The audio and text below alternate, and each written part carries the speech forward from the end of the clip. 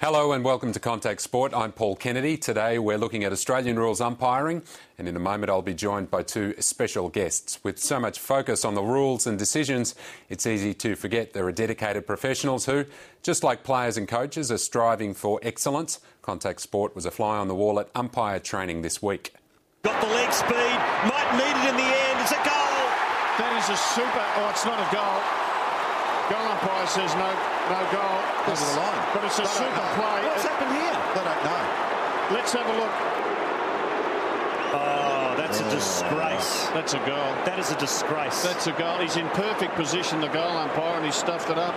That is unforgivable. That is. He should never go umpire again. And we have a look at a quick kick here. Now the North players are saying touched or hit the post. And Tony will take the repeat group out under the freeway. Is there anyone interested in an easy 30 minutes? No. Yep. Okay, so Jack will take the easy 30 minutes. You might actually just go out for 15 and turn around and come back the whole way. And then the Latour group can meet in the gymnasium to do the fartlek on the bike. He's actually a horse trainer.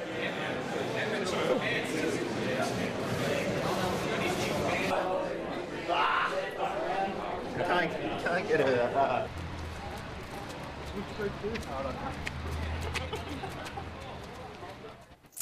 And they were the umpires running off for their Wednesday night session. I'm joined by leading AFL umpires now, boundary umpire Ian Burrows and goal umpire Luke Walker.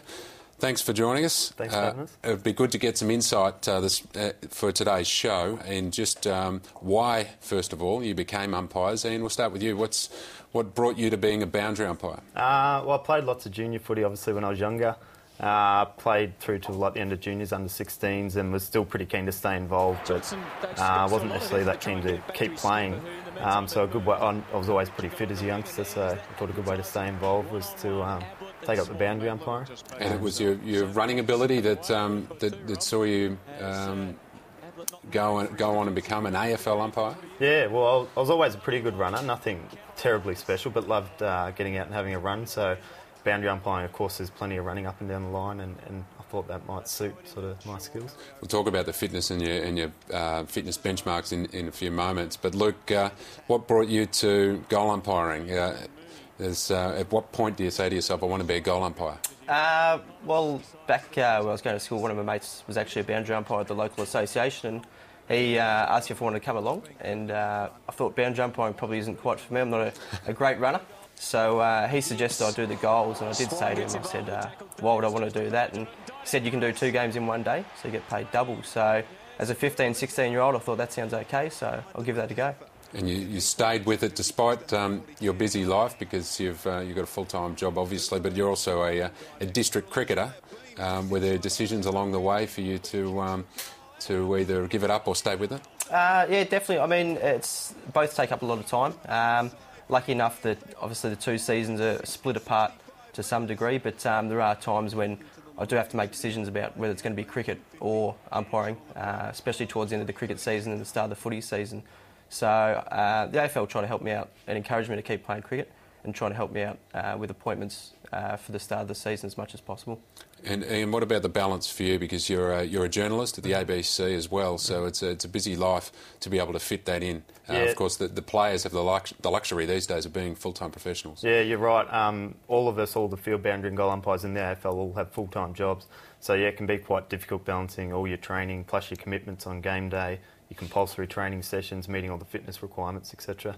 So, but the AFL is pretty good. Like, they have people at the AFL dedicated to sort of helping work-life balance and things like that. And they'll always, try and accommodate where they can to make sure you've got the right balance. Yeah. No doubt one of those people is Jeff Geishan, and I spoke to him on Wednesday night as part of our visit to the umpires training. Let's hear now from Jeff Geishan about the task of getting so many umpires out to those games during the week. There is a lot of pressure goes with that. I mean, we have 8 rounds a week, or 8 games a week. We're a little bit different to the clubs, obviously. They have one team to look after and maybe a reserves team, but we have 8 teams of umpires that go out every week to perform. And Across Australia, we put out 188 people. That's field umpires, boundary umpires, goal umpires, interchange stewards, timekeepers, ball stewards, all their observers and coaches that we expect a level of performance from. And I guess when you've got 188 people going out there, there's always the opportunity or potential for one or two of those to maybe have an off day, maybe make a few mistakes. And when that happens, obviously the pressure comes on us. You know, you would have seen firsthand tonight the level of sort of professionalism that the coaches go about their business with, the level of professionalism that the fitness staff go about their business with, and you know, then the meetings they have regarding teamwork and how they're going to go about it on the day. So, you know, some people might say it's an overkill, but no, we think the game demands the utmost professional performance from our people, and we try to deliver on that every week. And yes, we're going to make mistakes. I think there's a perception out there of 100% accuracy 100% of the time, but I can tell you, you know, after 10 or 11 years in this role, that's never going to happen. It hasn't happened before, and it probably won't ever happen in the future. So we've got to understand mistakes will be made. We've just got to try and make sure we minimise those and be as consistent as we possibly can be. And if we do make mistakes, we need to articulate that and put that out there, because we don't want people thinking that we've changed interpretation or changed the way we do things. Jeff Geeshan there, and much has been made of those mistakes from last week. But I want to talk about fitness now and just how far umpiring's come. Luke, we'll look at some vision from the 1970s now just to show us what a traditional goal umpire looks like. But you've got a lot of fitness requirements these days. Can you tell us a little bit about your training? Yeah, definitely.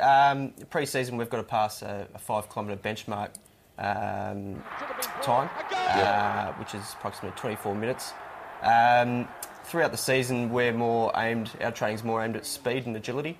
Yep. We get obviously a lot of quick snaps out of packs, and we require some short, sharp movements. So sort of trigger running from a standing start is the sort of things that we practice throughout the season. And you have benchmarks as far as body fat goes. Yeah, we have skid fold testing, happens 5 or 6 times a year, so we've got to be under a certain requirement. Do you think that's an image thing or is that a performance thing? I think it's both. I think the AFL is obviously conscious of the image of having fit people out there officiating the games.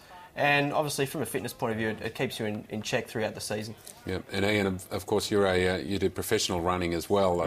Boundary umpires are some of the best runners going around. What's your training consist of? Yeah, well, there's a big variation in the guys, but we're mostly pretty good runners. There's some guys who are more focused on the short, sharp, sort of really top level sprinters, and other guys who, you know, are doing 10Ks around 30 minutes, which is sort of bordering on national level.